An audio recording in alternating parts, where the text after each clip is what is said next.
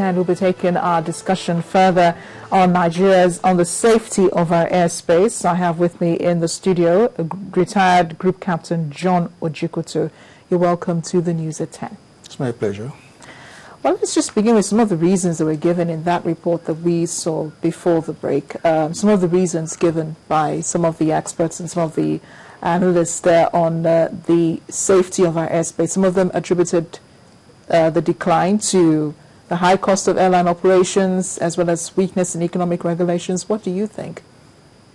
I think to some extent, I think that is true. But we have to look at some other parameters. The cost is actually biting everybody hard. But it's not only in Nigeria, but there are other things that are peculiar to Nigeria environment. Such as what? Now, when you hear that the airspace is safe or is unsafe, there are parameters you have to use. You have to look at the quality of the operators, and you look at the quality of the users too. There are quality assurance. There are quality control. The quality assurance you are going to look at in the airspace is the skill of those that are operating the airspace, the skill of the users of the airspace. Some of the problem I think we have now is that a lot of them are there today because they just have to be there. One. What does that mean? Because I'm thinking they're there to provide a service. Isn't that the reason they should be there in the first place? Yes. Like I said, the skill is very important.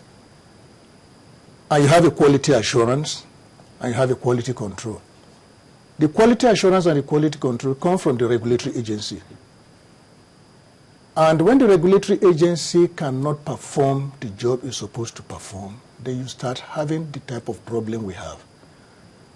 For instance, when you have a pilot that flies an aircraft,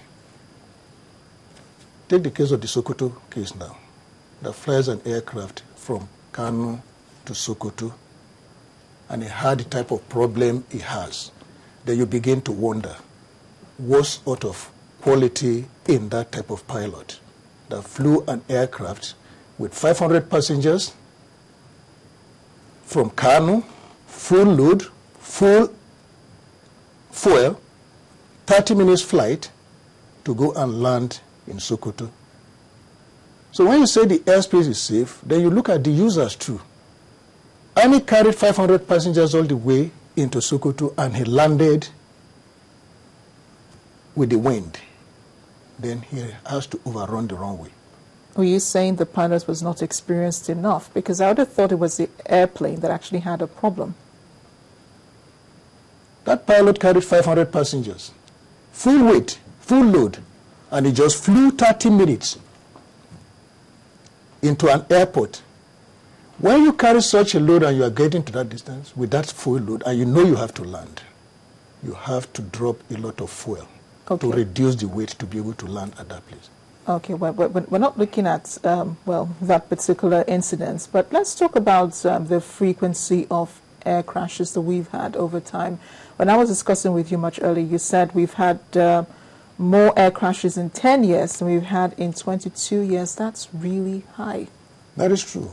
From the statistics I think I got before I left, I think what I got was about 57% of the air crash, 57% of air crashes in Nigeria happened within 12 years. Then we had about 45% in 22 years. That is very high. And that's really scary, actually. That is scary. To anybody who's a regular air traveler. That is scary. And then you ask me what is the problem. And one of the things I discovered is that most of these accidents happen at weekends. Apart from the one that just happened now. You find out most of the accidents that we are talking about now happen at weekends. Why is that? Now, in fact, before the the 2005-2006, or the accident that happened in 2000 and 2006, some of the things we discovered was that pilots, the controllers were not using the radars at weekends. And at weekends and after 7 o'clock in the night. They were not using the radars. They were not using the radars. And that was because they were deficient in number. You remember I told you there were insufficient skilled manpower. Because that is one of the problems. We have insufficient skilled manpower in virtually all the areas. What is that? Retired Group Captain John Ojikutu, thank you so much. I'm afraid this is where we'll have to leave the discussion. So many questions to ask, so many answers to seek for, but thank you so much for your time. Yeah. I've been speaking with retired Group Captain John Ojikutu on the safety of our airspace. He's an aviation security expert. A lot there is to discuss there in that area. But in other news, the federal government has reaffirmed its commitment to reducing maternal deaths and improving child health in Nigeria. A part of measures to achieving this is by acting on timely and accurate information on maternal and child health care by the government.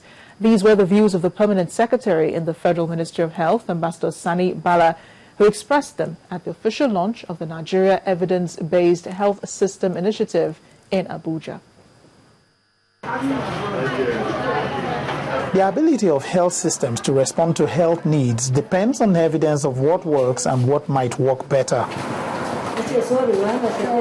It's for this reason that the federal government announced plans to scale up an evidence-based health system initiative to reduce maternal deaths. Recent data from the MDG's performance survey, tracking survey 2012, concluded by the National Bureau of Statistics, indicates that there has been appreciable levels of improvement in the health sector. According to that report, there was a decline in under 5 mortality rate from 157 per 1,000 in 2008 to 94 per 1,000 in 2012. Evidence-based health is a system that enables health practitioners to access information that will aid the treatment of any epidemic. State governments want the culture of evidence-based planning to be increased to reduce any breakout of epidemic. If we must win as a nation, if we must address the health needs of our people, we must look back at the community. The social audit aims at getting evidence through the participation of the community. At a separate event, health experts advocated for a good dietary habit in order to reduce the increasing cases of diabetes. The way God has created our food is our food has all the nutrients, every components we need to help us fight for whatever life challenges which I have in life. It's embedded in our food. But when we prepare our food, we end up destroying the goodness of our food.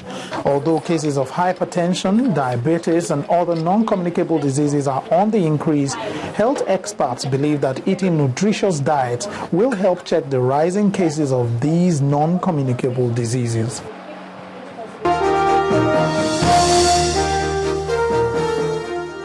Time to turn our attention now to the world of business. Here's Jackie Rogers to walk us through it. Thank you, Amarachi. Osun State in southwest Nigeria has become the first in the country and sub-Saharan Africa to complete the process of benefiting from a non-interest bond. Statutory documents of the 11.4 billion naira Sukuk bond were handed over to directors of the Osun Sukuk Company today after the government completed the process. The Osun State government says the bond, which has favorable repayment terms, is not applied to Islamize the state, as most of the investors are non-Muslims. The Central Bank of Nigeria has sold 131.82 billion naira worth of treasury bills. At an auction on Wednesday, the Apex Bank sold 20.15 billion naira worth of the 91-day paper at a yield rate of 10.8%. The bank also sold 43.49 billion naira in the 182-day note at 11.64%, while a total of 68.18 billion naira of the 364-day debt was sold at a yield rate of 11.74%. Stocks retreated from previous gains at the local equities market on Thursday. The all-share index is back at 36,000 points. Loretta Chogo has more of that.